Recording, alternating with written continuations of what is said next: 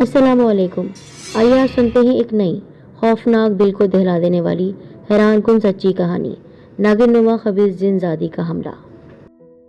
یہ واقعہ ہے ایک ایسے گاؤں کا جس کے ارد گرد جنگلات اور پہاڑ تھے۔ ان جنگلوں اور پہاڑوں میں سانپوں کی کثیر تعداد موجود تھی۔ اس گاؤں کا ایک ٹھاکر تھا جس کا نام تھا رمیش کمار۔ وہ بہت ظالم لیکن ساتھ ساتھ بہت امیر بھی تھا۔ گاؤں کے ارد گرد اس کی ڈھیروں جائیداد تھی۔ بڑی سی شاندار محل نما حویلی تھی جو سفید حویلی کے نام سے جانی جاتی تھی۔ اس کا رقبہ اتنا زیادہ تھا کہ نوکروں کی ایک فوج تھی اس حویلی میں۔ رمیش کمار دولت مند ہونے کے ساتھ ساتھ روایتی طور پر عیاش شخص تھا۔ اس کو شکار کا بے حد شوق تھا۔ وہ اکثر اپنے ساتھیوں اور نوکروں کے ہمراہ جنگل اور پہاڑوں میں شکار کی غرض سے جاتا رہتا تھا۔ سانپوں کے علاوہ جنگل میں ہرن اور بارہ سنگے کثرت سے پائے جاتے تھے۔ ٹھاکر عموماً انہی کا شکار کیا کرتا تھا۔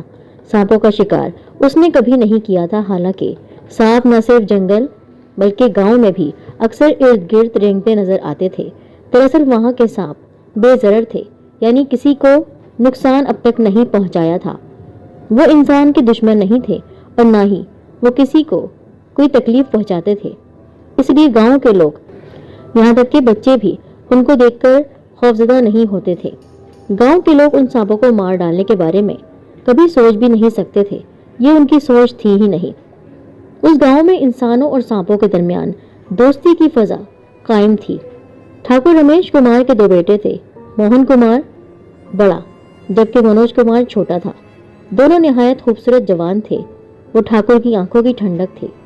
ٹھاکر اکثر ان کو اپنے ہمراہ شکار پر لے جاتا تھا، اس لیے ان دونوں کا نشانہ پکا ہو گیا تھا۔ چھوٹا بیٹا منوج کمار بہت ہی شرارتی تھا۔ گاؤں کے لوگ اس کی شرارتوں سے عاجز تھے، لیکن ٹھاکر کے خوف کی وجہ سے اس کا لحاظ کرتے تھے۔ جب وہ اپنے باپ کے ہمراہ شکار پر جاتا تو وہاں پر بھی شرارتوں سے باز نہیں آتا تھا۔ وہ اکثر سانپوں کو چھیڑا کرتا تھا۔ ٹھاکر اور موہن کمار دونوں اس کو منع کرتے تھے کہ وہ سانپوں کے ساتھ شرارت نہ کیا کرے، مگر وہ پھر بھی باز نہیں آتا تھا۔ وہ انہیں تنگ کر کے بہت مزے کرتا تھا۔ گاؤں کے مغرب کی جانب پہاڑوں کے دامن میں ایک جھیل نما ندی تھی، جس میں پہاڑ کے ایک دہانے سے پانی نکل کر جمع ہوتا تھا۔ پانی 24 گھنٹے بہتا رہتا تھا اور ٹھنڈا اور میٹھا پانی پہاڑ کے جس جگہ سے آتا تھا وہاں ایک بہت بڑی سی غار بنی ہوئی تھی۔ وہ غار اتنی اونچائی پر تھی کہ انسان کی پہنچ وہاں تک ممکن نہیں تھی۔ صرف ایک اژدہا جو اس غار کے اندر رہتا تھا، وہ مہینے میں ایک بار چاند کی 14ویں رات کو غار سے باہر نکلتا تھا۔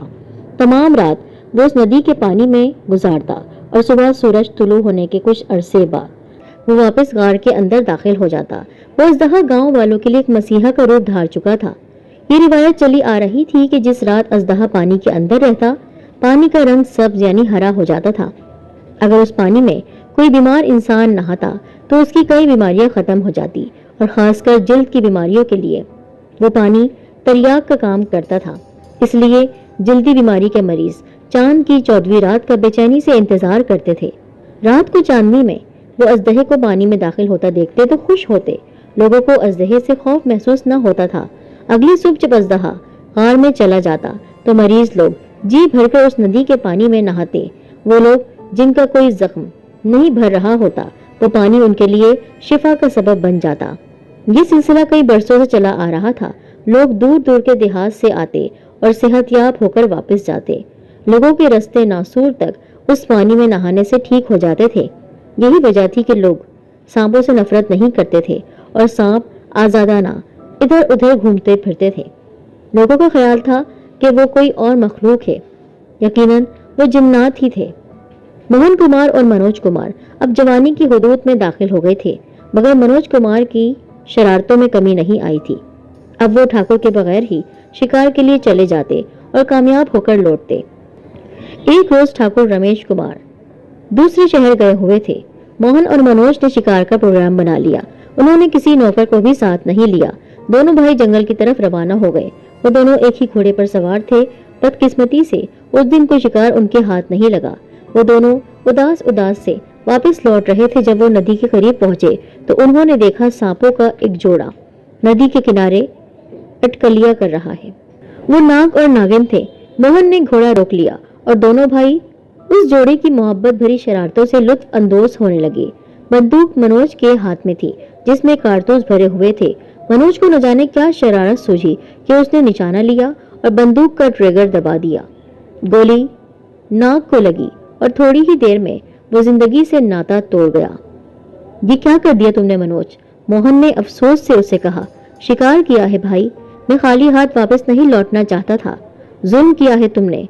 वो देखो उस नागिन को, तुमको किस कदर गुस्से से देख रही है। चलो भाग चले। मनोज न माना, कहने लगा, तुम जाना चाहते हो, चले जाओ, मैं इसको मारने के बाद आऊंगा। वो नागिन अपने साथी को आंखों के सामने मरता देखकर गुस्से से दीवानी हो चुकी थी। वो भंकारती हुई मनोज की तरफ बढ़ने लगी। मोहन तो भाग गया था, उसका रुख अपनी हवेली की तरफ था। मनोज ने उस नागिन पर 2 फायर किए मगर वो जाया हो गए, तो उसने भागने के बजाय नदी के अंदर छलांग लगा दी कि नागिन पानी के अंदर तो आएगी नहीं, मगर ये उसकी भूल थी। नागिन कुछ देर तक फन फैलाए फंकारती रही और फिर पानी में उतर गई। वो उस पहाड़ की तरफ जाने लगी जहां अजदहा रहता था। उतनी ही देर में नदी का पानी स्याही माइल यानी काला हो गया। मनोज को यूं लगा जैसे उसके जिस्म में किसी ने मिर्चें भर दी हो। वो नदी से बाहर निकलकर गांव की तरफ भाग खड़ा हुआ, लेकिन जलन की शिद्दत से उसकी चीखें निकलने लगी। नागिन ने अपना जहर उस पानी में छोड़ दिया था, जिससे पानी जहर आलूद हो गया था। जहर इतना तेज था कि गांव तक पहुंचते पहुंचते मनोज के जिस्म का गोश्त गल सड़कर उसके जिस्म से अलग होने लगा। मनोज की चीखों पुकार सुनकर गांव के लोग घरों से बाहर निकल आए। उन सबके देखते ही देखते मनोज जिंदगी से हाथ धो बैठा और उसको इतनी इबरतनाक मौत नसीब हुई कि लोग उसको देखकर तौबा करने लगे, कानों को हाथ लगाने लगे। पूरे गांव और सफेद हवेली में सफे मातम बिछ गई। मोहन भी खौफजदा हो गया था। ठाकुर जब गांव पहुंचा तो अपने बेटे को इस हालत में देखकर वो आधा दीवाना ही हो गया। जवान बेटे की मौत ने उसको अंदर से तोड़ डाला था। वो दीवारों से सर टकराने लगा। वो जिंदगी में पहली बार दहाड़े मार मार कर रो रहा था। उसने कसम खाकर ये अहद किया, वो इस इलाके से सांपों का नामो निशान मिटा डालेगा। वो किसी भी सांप को जिंदा नहीं रहने देगा। उसने ऐलान कर दिया कि गांव का कोई भी फर्द या सपेरा एक सांप मारेगा तो ठाकुर उसे बहुत ज्यादा इनाम और इकराम देगा। 1 मन गंदुम भी दी जाएगी। ठाकुर के खौफ की वजह से लोगों ने उसकी हाँ में हाँ मिलाई और सांपों के खात्मे की मुहिम में शामिल हो गए। कई लोगों ने सांप के मारने और ठाकुर से इनाम लेने में इतनी जल्दबाजी की कि उनको लगता था कि उन्होंने बहुत ज्यादा कारनामा अंजाम दे दिया है, लेकिन ये इतना जल्दी मुमकिन नहीं था, बल्कि ये तो एक नामुमकिन सा काम था। ठाकुर तो गुस्से में अंधा हो गया था।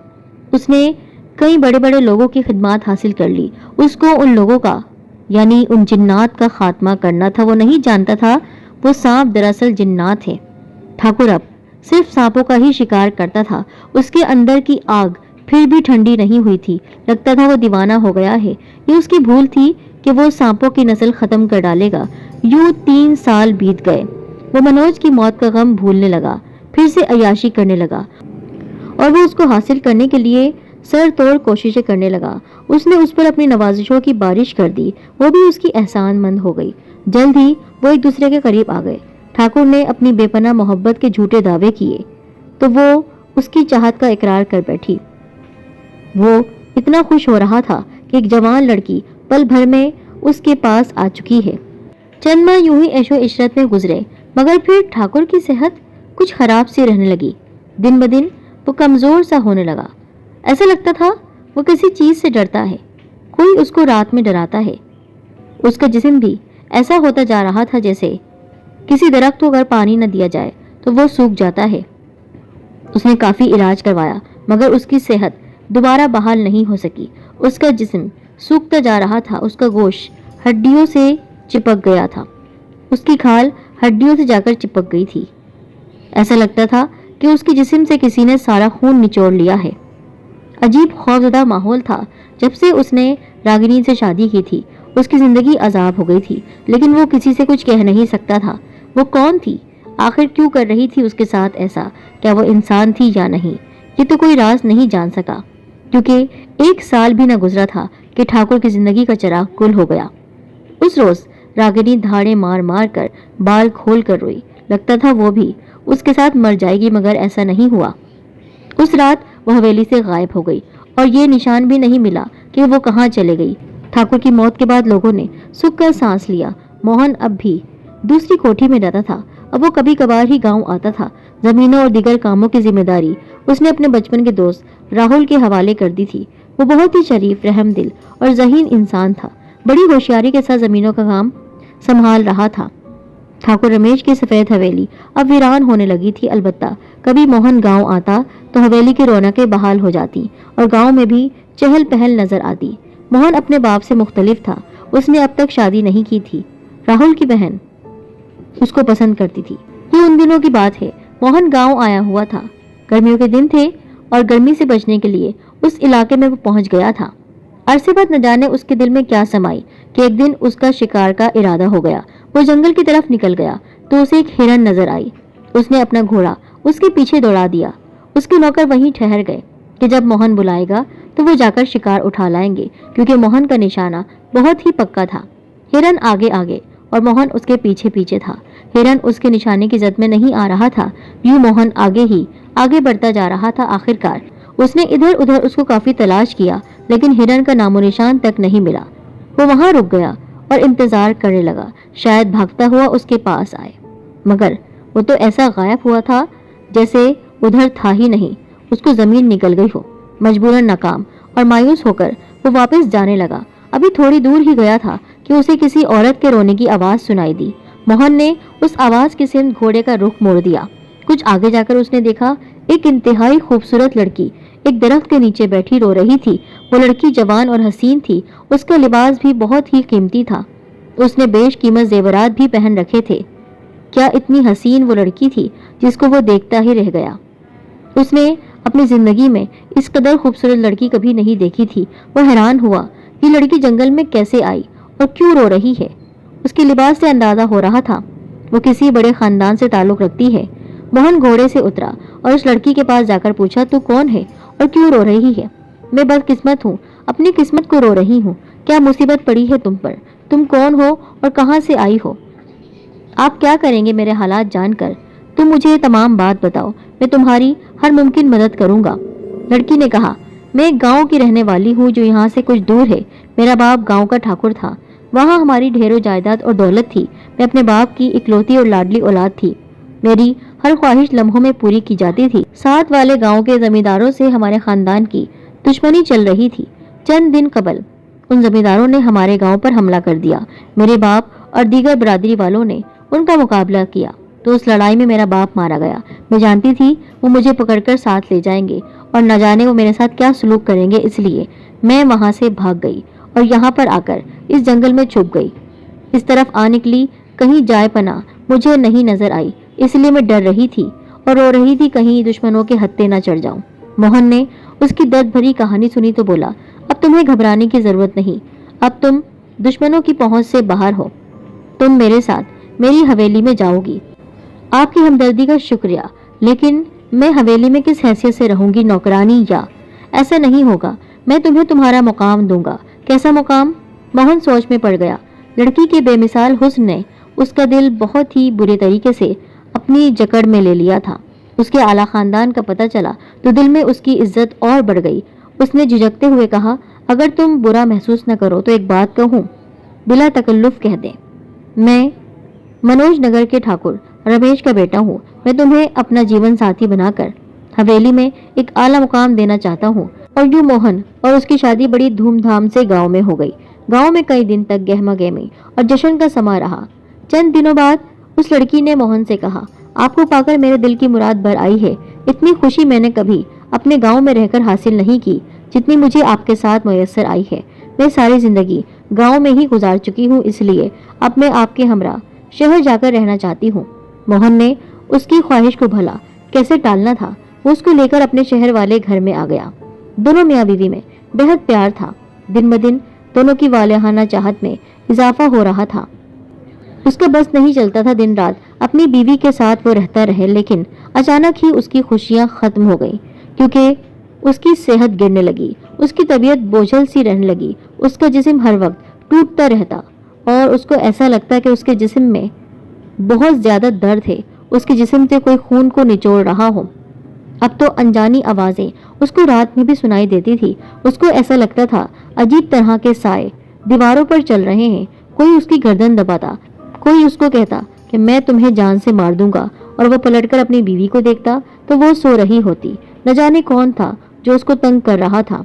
मगर गुजरते वक्त के साथ साथ मोहन की बीमारी भी बढ़ती गई। उसको समझ नहीं आ रहा था ये अनजाना सा खौफ कैसा है और साथ साथ ये सेहत। ऐसा लग रहा था उसका खून निचोड़ रहा है कोई। वो समझ नहीं पा रहा था। डॉक्टर के पास गया, लेकिन डॉक्टर को उसकी बीमारी मामूली सी लगी। उन्होंने कहा ऐसी कोई बात नहीं है।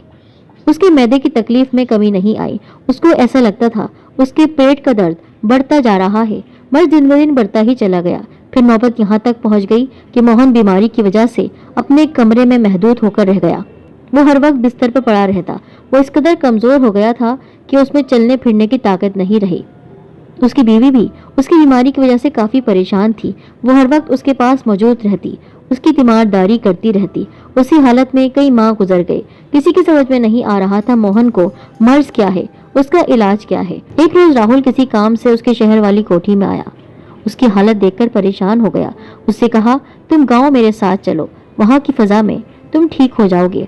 मोहन और उसकी बीवी अब गांव में मुस्तकिल तौर पर आ चुके थे। उन्होंने फैसला कर लिया था कि अब हम यहीं रहेंगे, लेकिन मोहन रोज बरोज मौत की वादी की तरफ बढ़ रहा था। राहुल को मोहन की बहुत फिक्र थी। वो दिन रात उसकी सेहतयाबी की दुआएं मांगा करता, और जहाँ कहीं भी उसे किसी माहिर हकीम का पता चलता वो उसके पास पहुंच जाता और उसे हवेली में ले आता। मगर मोहन की जिंदगी बढ़ ही नहीं रही थी, बल्कि घट ही रही थी। वो जिंदगी की तरफ लौट ही नहीं रहा था। एक रोज राहुल फिरता फिरता पहाड़ों में एक जगह चला गया। वहां पर उसने एक शख्स को देखा जो बहुत पहुंचा हुआ लग रहा था, क्योंकि वो किसी अमल में मशगूल था।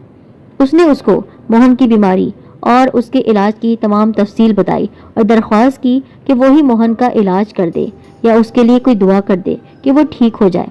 गुरु ने राहुल की दरख्वास्त रद्द न की और उसके हमरा चल पड़ा। सफेद हवेली में आकर वो सीधा मोहन के कमरे में पहुंचा और तमाम अफराद को कमरे से बाहर निकाल दिया। फिर उसने अंदर से कुंडी लगाई और मोहन से कहने लगा, क्या तुम्हारी शादी हुए 1 साल गुजर गया है? जी हाँ। फिर गुरु के पूछने पर शादी की तमाम तफसील उसने बता दी। किस तरह जंगल में सारिका से उसकी मुलाकात हुई थी, किस तरह उसने उसको अपनी बीवी बनाया था। मेरा शक दुरुस्त निकला। गुरु ने बोझल आवाज में अपने आप से कहा, तुम एक शदीद और मोहलिक जहरीली बीमारी में मुब्तला हो। फिर भी इसकी तस्दीक के लिए तुम्हें मेरी बातों पर अमल करना होगा, तभी तुम्हारा इलाज मुमकिन हो सकेगा। तुम्हें चांद की 14वीं रात का इंतजार करना होगा। उस रात तुमने सोना नहीं है, बल्कि आंखें बंद किए सोने का बहाना करके लेटे रहना है। उस रात तुम्हारी बीवी तुम्हारे पास तुम्हारे कमरे में होना चाहिए। गुरु ने मोहन को अच्छी तरह समझा दिया। मोहन ने उनकी बात को सुन लिया और फिर चांद की 14वीं रात का इंतजार करने लगा। चंद ही दिनों बाद चांद की 14वीं रात आ गई। मोहन ने गुरु की हिदायत जहन नशीन कर ली।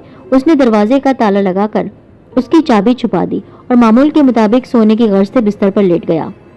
उनकी बातों के ऐन मुताबिक आधी रात को उसकी बीवी जाग उठी। उसने दरवाजा खोलकर बाहर जाना चाहा, मगर नाकाम रही, क्योंकि दरवाजा तो बंद था, ताला लगा हुआ था। वो चाहती तो गायब होकर भी जा सकती थी, लेकिन उसको अंदाजा हो गया था। उस पर झुंझुलाहट तारी हो रही थी। वो चाहती तो गायब भी होकर जा सकती थी, लेकिन सांप की सूरत में ही उसको निकलना था। उसने पहले तस्दीक कर ली कि मोहन सो रहा है। वहां पर जाकर देखा उसकी बेटी और मोहन गहरी नींद में थे। जब वो समझ गई और यकीन हो गया कि मोहन सच में सो रहा है, तो उसने आहिस्ता आहिस्ता नागिन की शक्ल इख्तियार कर ली। फिर तेजी से रेंगती हुई खिड़की के रास्ते बाहर निकल गई। मोहन ने ये सब कुछ अपनी आंखों से देखा था। वो इंतहाई खौफजदा हो गया और उसी तरह दम साधे लेटा रहा। काफी देर तक सारिका नागिन के रूप में ही कमरे के अंदर रही और फिर से औरत का रूप धार लिया। आहिस्ता से मोहन के करीब बिस्तर पर लेट गई और जल्द ही नींद की आगोश में चली गई। मोहन तमाम रात खौफ से जागता रहा और एक लम्हे को भी सो नहीं सका। वो बहुत ही जबर करके बिस्तर पर लेटा हुआ था, वरना उसका तो जी चाहता था कि वो वहां से भाग जाए। उसकी असलियत जानकर उसे बहुत अफसोस हो रहा था। और फिर उसने रात में जो भयानक मंजर देखा, उसने उसकी जान ले ली। उसको लगा एक बहुत खतरनाक सी औरत उसके करीब आ रही है। फिर उस औरत ने उसकी गर्दन में अपने दोनों दांत गाड़ दिए और उसका खून पी गई। उसी रात वो मर चुका था। मोहन की मौत पर हर आंख अशबार थी। सारिका पर बारहा गशी के दौरे पड़ रहे थे। राहुल भी बहुत ही गमगीन और अफसुर्दा था। वो सारिका की ढारस बंधा रहा था। गुरु भी निहायत अफसुर्दा होकर पहाड़ों की तरफ लौट गए थे, मगर जाते हुए राहुल को ताकीद कर दी थी कि वो जल्द ही आकर उसे पहाड़ों वाले ठिकाने पर मिले। राहुल ने आने का वादा कर लिया, मगर वो जल्दी वहां पहुंच नहीं सका, क्योंकि मोहन की मौत के 3 दिन बाद ही उसकी बीवी भी मर गई थी। उसे किसी सांप ने डस लिया था और ठीक गर्दन पर किसी ने बुरे तरीके से दांत गाड़े थे और पूरा खून पी लिया था। राहुल के लिए ये दूसरा बड़ा सदमा था। गांव में एक बार फिर सफ़े मातम बिछ गई थी। एक तरफ सारिका थी जो बेवा हो गई थी, दूसरी तरफ राहुल था जिसकी मोहब्बत उससे छिन गई थी। अब तो वो खुद जख्म था। लगता था वो उसकी बड़ी हमदर्द और गमगुसार है। राहुल उसकी असलियत से बेखबर था। वो नहीं जानता था वो कितनी बड़ी खतरनाक शैतान औरत है। जो जो दिन गुजर रहे थे, सारिका का झुकाव राहुल की तरफ बढ़ता जा रहा था। खुद राहुल भी उसके लिए अपने दिल में हमदर्दी महसूस कर रहा था। लेकिन अचानक एक दिन उसको गुरुजी की बात याद आ गई कि वो उनसे मशवरा कर ले और उनको अपनी बीवी की भी खबर दे दे। वो पहाड़ों की तरफ रवाना हो गया। वहां पहुंचकर उसने तमाम तफसील बताई, लेकिन जो बातें उन्होंने बताई उनको सुनकर वो चौंक गया। उसको यकीन नहीं आ रहा था अपने कानों पर। उन्होंने कहा, मैं मोहन की बीमारी, मौत और रूपा की मौत की वजह भी जान गया हूँ। उसको उसी औरत ने मारा है जो तुम पर आजकल डोरे डाल रही है। कौन? मोहन की बीवी। हाँ, वो इंसान नहीं है बल्कि नागिन है। वो एक जिनजादी है, लेकिन खबीस जिनजादी। वो अपना बदला लेने के लिए तुम सबको मार रही है। अब सिर्फ तुम्हारी बारी है। अब तुम्हारी बारी है, क्योंकि सबको वो मार चुकी है। तुम्हारी तरफ अब वो आएगी और तुम्हें भी एक रात मार देगी। उसने अपने नाक का बदला लेने के लिए हर एक को मौत के घाट उतार दिया। पहले ठाकुर, फिर मोहन, तुम्हारी बीवी, और अब तुम। सबसे पहले तो उसने मनोज को ही मारा था, लेकिन उसने पूरे खानदान को तबाह करने के लिए सोच लिया था। और चूंकि तुम मोहन के दोस्त हो, इसी वजह से तुम्हारी बीवी और अब तुम उसका शिकार हो। तब उससे, उस बला से कैसे छुटकारा पाया जा सकता है? उससे छुटकारा पाना बहुत मुश्किल है। वो तुमसे शादी करना चाहेगी और शादी की रात ही तुम्हें मारना चाहेगी। गुरुजी के कहने पर राहुल ने अपने दिल में अज़म और हिम्मत कर ली। उसने अहद कर लिया जितने लोगों की उसने जान ली थी, और अब वो उस औरत को, उस खबीस नागिन को मार कर रहेगा। उसने उसका हर तरह से ख्याल रखा। वो मजीद एक दूसरे के नज़दीक हो गए और फिर एक रोज़ सारिका ने खुद ही राहुल को शादी की पेशकश कर दी। उसको भनक भी ना पड़ सकी कि उसके इरादे क्या हैं। गुरुजी के हिदायत के मुताबिक उनको उस नदी तक जाना था। आज चांद की 14वीं तारीख थी और ठीक उस नदी के पास जाकर उन्हें वो अमल शुरू करना था। राहुल ने सारिका से कहा, मेरा दिल चाह रहा है कि मैं उस नदी के पास जाकर ठंडी हवा के मज़े लूँ। क्या तुम मेरे साथ चलोगी? सारिका ने कहा, हाँ, मैं तो उस जगह पर जाना चाहती हूँ। मेरी तो वो रिहाइश गाह है। क्या मतलब? क्या तुम वहाँ रहती हो? नहीं नहीं, बस ऐसे ही। मुझे भी वो नदी बहुत पसंद है। आज रात में हम दोनों वहाँ जाएंगे। और फिर वो लोग उस जगह पहुँच गए। उसने उसको बातों में फंसा कर रखा हुआ था। सारिका को पता ही नहीं चला। यहाँ पर गुरुजी ने अपना अमल शुरू कर दिया था। फिर वो आहिस्ता आहिस्ता उस पानी में उतरने लगा। सारिका भी उसके पीछे पीछे थी। जैसे ही सारिका ने अपने पाँव पानी के अंदर रखे, उसका रूप बदलने लगा, क्योंकि वहाँ पर अमल शुरू हो गया था। जैसे ही उसका रूप बदला, राहुल एक झटके से पानी से बाहर आ गया और फिर उसने वो अमल पढ़ना शुरू किया, जिसकी वजह से उसके जिस्म में आग लगना शुरू हो गई। वो चीख रही थी और कह रही थी, तुम क्या कर रहे हो मेरे साथ? आहिस्ता आहिस्ता वो नागिन का रूप धार रही थी। यहाँ पर वो चीख कर कहने लगा, तू इंसान नहीं है। अगर तेरे नाग को मनोज ने मारा था तो उसका कसूर था, बाकी लोगों का कोई कसूर नहीं था। तूने उसकी वजह से सब लोगों को मार डाला। हाँ, क्योंकि वो उसके घर वाले थे। और अब तू भी मरेगा। नहीं, मरेगी तू। और फिर मंत्र पढ़कर उस पर फूंक दिया, जिसकी वजह से उसके जिस्म में आग लग गई। वो चीख रही थी और फिर चीखते चीखते उसका खेल खत्म हो गया। जल्द ही ये खबर गांव में फैल गई थी। गांव के लोग भी वहां पर पहुंच चुके थे और वो मंजर देख रहे थे उस नागिन के जलने का। खेल खत्म हो गया था उसका। जो चाल उसने चली थी वो खुद ही उस चाल में फंस गई। अमल कामयाब हो गया था। राहुल ने मोहन की बेटी नीलम को लिया और उस गांव को उसने छोड़ दिया, हमेशा हमेशा के लिए। बहुत दुख था उसके दिल में।